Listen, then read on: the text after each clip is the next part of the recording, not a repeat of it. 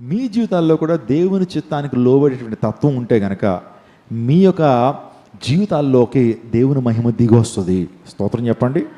ఆజ్ఞపాలకులు దేవుని వాక్యానికి సాదృశ్యము. మన్నా పాత్ర అనేది దేవుని యొక్క ప్రొవిజన్, దేవుని యొక్క సమృద్ధికి సాదృశ్యంగా ఉంది. మీలో కూడా దేవుని యొక్క ఆత్మీయ సమృద్ధి మీలో ఉంటే, మీలో వాక్య సమృద్ధి మీలో ఉంటే, దేవుని చిత్తానికి లోబడేటువంటి అనుభవాలు మీ జీవితంలో ఉంటే, ఇంక మాట చెప్పాలంటే ప్రార్థనా జీవితాన్ని మీరు కలిగి ఉంటే మీ జీవితంలో కూడా దేవుని మహిమ దిగి వస్తుంది. అర్థమైంది? ఆధ్యాత్మిక అర్థమైందా?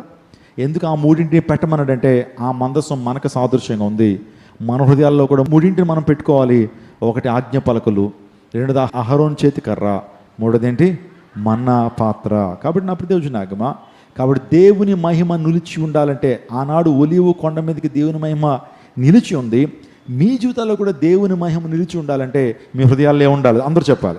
మీ హృదయాల్లో ఏముండాలి? ఆజ్ఞ పలకలు అంటే దేవుని వాక్యము.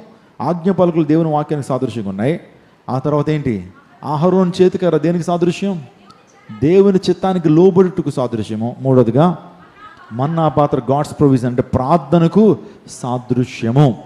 ఇప్పుడు మీరు కూడా ఈ మూడు అంశాలు మీ జీవితంలో కలిగి ఉన్నట్లయితే దేవుని మహిమ మీ మీద నిలిచి అద్భుతాలు వెంబడి అద్భుతాలు, స్వస్థత మించిన స్వస్థతలు మీ జీవితంలో దేవుడు జరిగిస్తాడు.